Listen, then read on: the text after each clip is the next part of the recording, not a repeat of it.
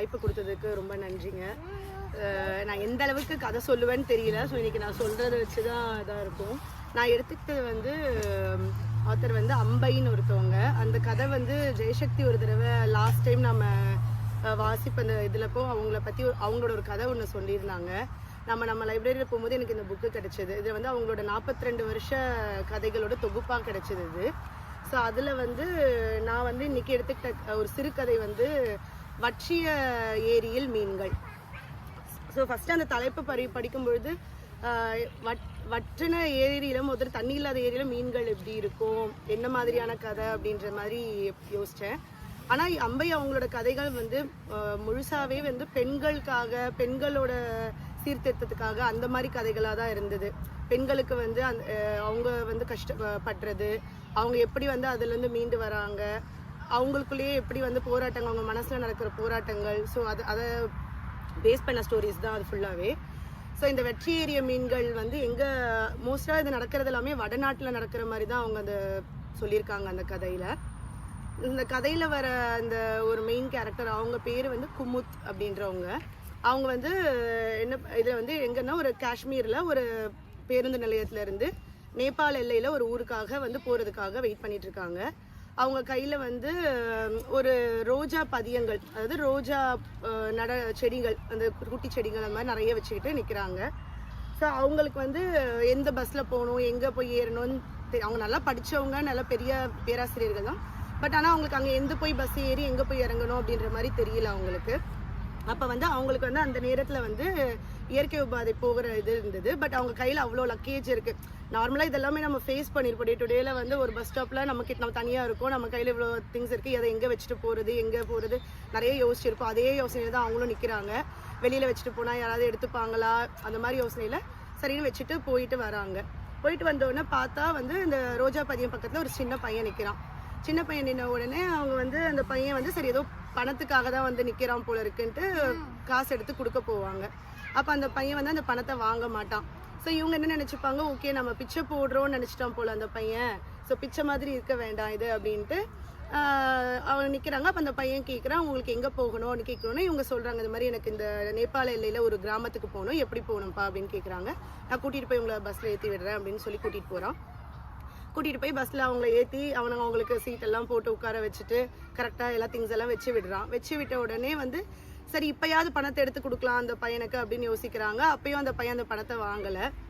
உடனே அவன் வந்து என்ன சொல்கிறான், உங்களுக்கு நீங்கள் இவ்வளோ தூரம் பிரயாணம் பண்ணுறீங்க, ஸோ உங்களுக்கு தண்ணி அதெல்லாம் தேவைப்படும், நான் போய் வாங்கிட்டு வந்து தரேன் அப்படின்ட்டு போய் தண்ணி அப்படின்னு சொல்லி தண்ணி அப்புறம் வாழைப்பழம் அந்த மாதிரிலாம் வாங்கிட்டு வந்து கொடுக்குறான்.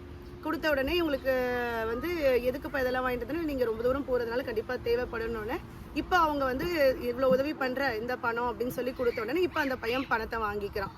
வாங்கிட்ட உடனே இவங்களுக்கு வந்து அவனுக்கு அந்த கொடுத்த சந்தோஷத்தில் அவங்க அந்த பிரயாணம் ஆரம்பிக்குது. அந்த பேருந்தில் பலவிதமான மக்கள் இருக்காங்க.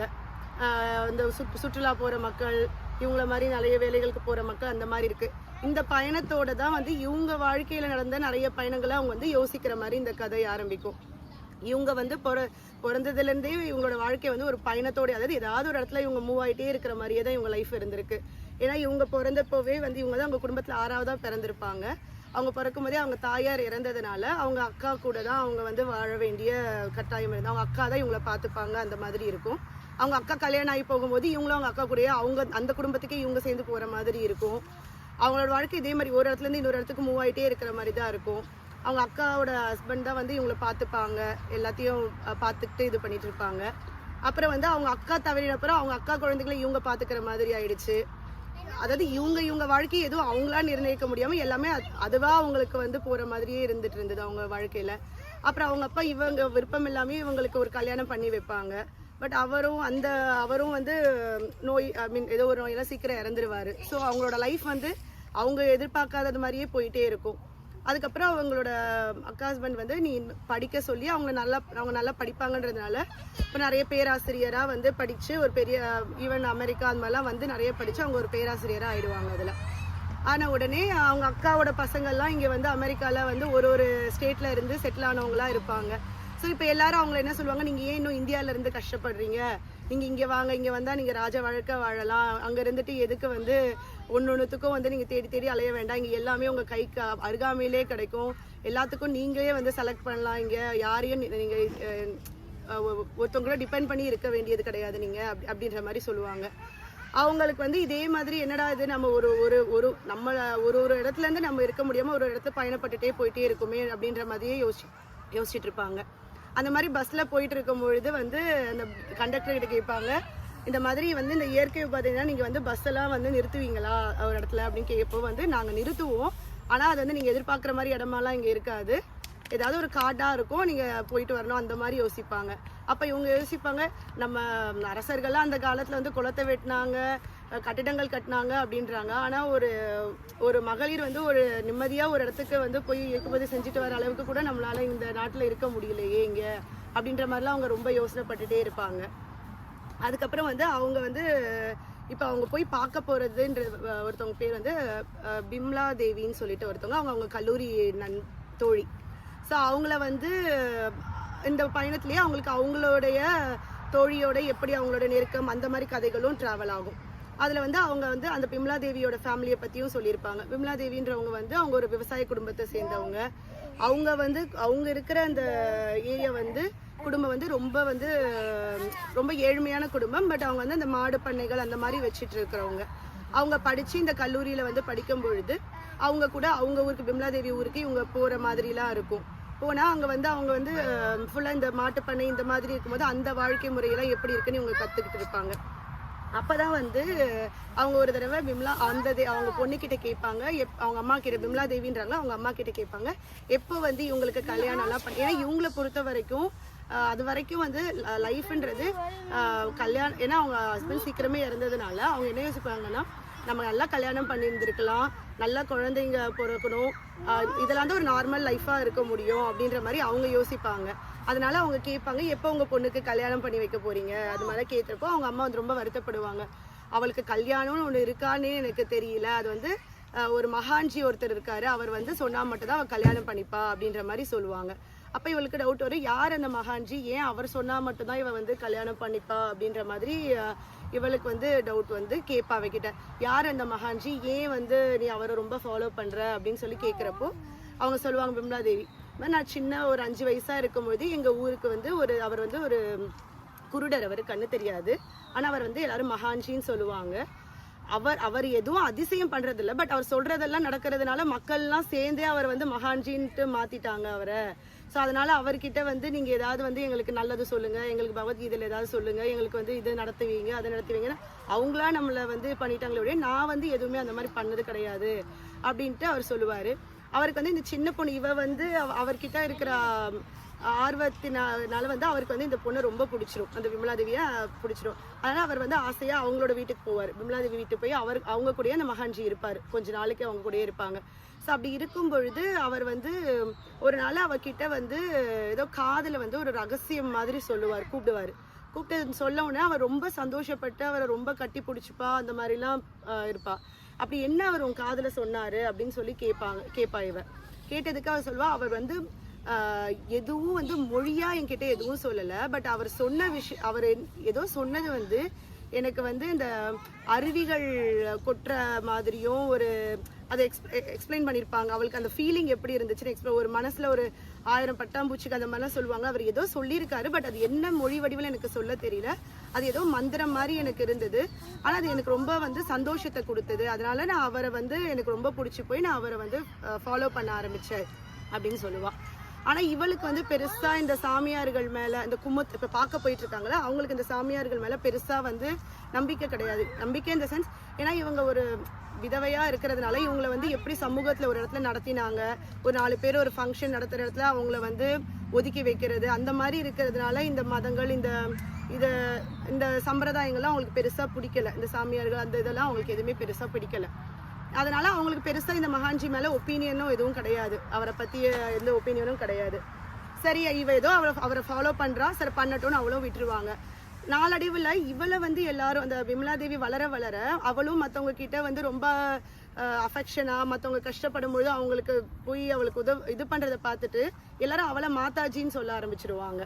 அதனால இவளுக்கு வந்து அவள் ஃப்ரெண்டு கூட இருக்கிற ஒரு இதை வந்து துண்டிச்சிருவா. ஸோ இவளையும் அடுத்த சாமியாராக கொண்டு வராங்க. ஸோ நம்ம வந்து இவ கூட இருக்க வேண்டாம் அப்படின்றத துண்டிச்சிருவாங்க.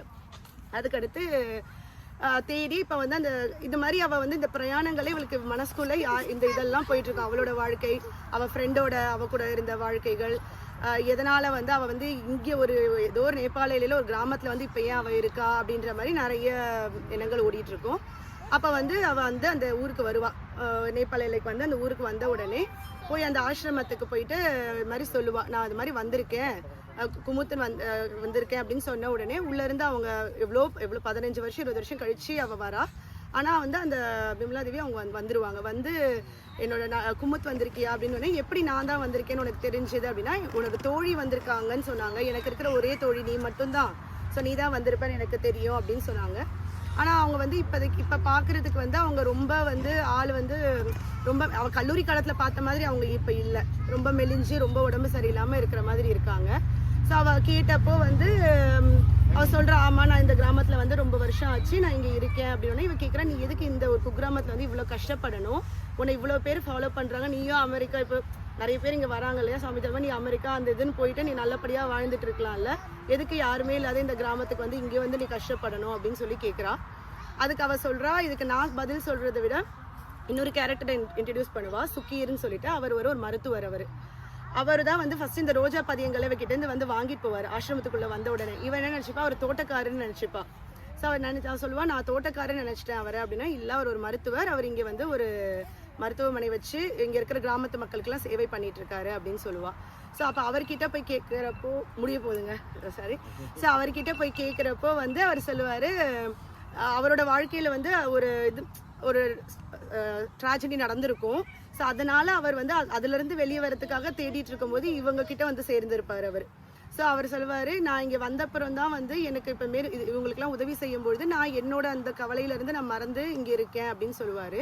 ஸோ அப்போ வந்து பிமலா தேவி சொல்வா வந்து, நம்ம உடம்புன்றது வந்து வெறும் வந்து நீ நினச்ச மாதிரி வெறும் கல்யாணம் பண்ணிட்டு வெறும் குழந்தைங்களை பெற்றுட்டு நார்மல் லைஃப் வாழ்கிறது மட்டும் கிடையாது. நம்ம ஆரோக்கியமான மனமும் ஆரோக்கியமான கல்வியும் நமக்கு ரொம்ப முக்கியம். அதோட இந்த உடம்புன்றது நமக்கு சேவை செய்யறதுக்கு மட்டும் இல்லாமல் மற்றவங்களுக்கும் சேவை செய்கிற மாதிரி தான் இருக்கணும் அப்படின்ற மாதிரி சொல்லுவாங்க. ஸோ இவ வந்து அதெல்லாம் யோசனை பண்ணிட்டு இருப்பா. ஸோ அப்போ வந்து அவர் சொல்வார், அந்த மருத்துவர் சொல்வார், அதில் தான் இந்த டேக்லைன் வற்றிய ஏரியின் மீன்கள் அப்படின்ற டேக்லைன் வரும்.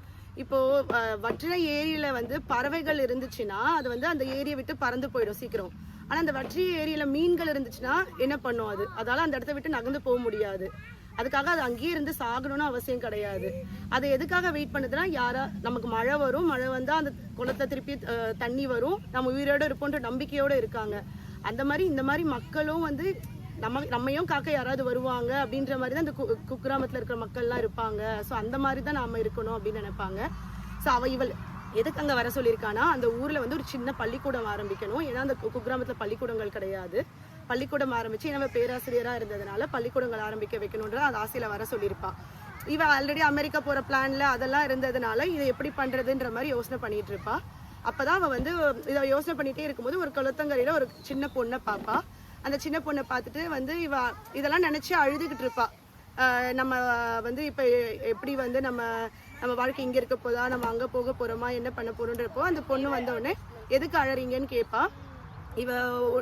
அவள் இந்த குழந்தைய வந்து ஆறுதல் பண்ணிட்டு, சரி நீ பள்ளிக்கூடம்லாம் போகலையா அப்படின்னு கேட்டதுக்கு அவள் என்ன சொல்லுவா, எங்கள் வீட்டில் கதவு இல்லை அப்படின்னு சொல்லுவாள்.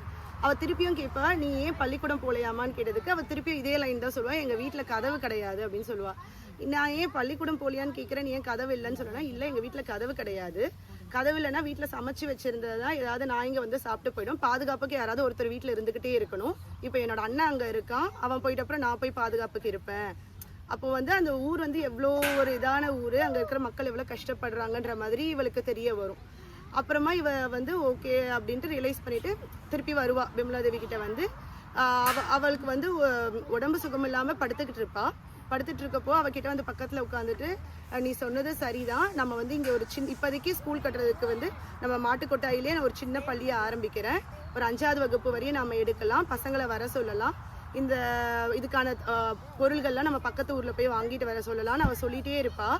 ஆனால் விமலாதேவி அதெல்லாம் கேட்குறாளா தெரில. ஆனால் அவள் கண்ணை மூடிட்டு அவளோட மூச்சு மட்டும் சீராக போயிட்டு வந்துட்டு இருக்கு. அதாவது சரி தான் நினச்சதை செய்யறதுக்கு ஒருத்தி வந்துட்டா அப்படின்ற நம்பிக்கையோடு அவள் தூங்குறாளா என்ன அப்படின்றது தெரியல.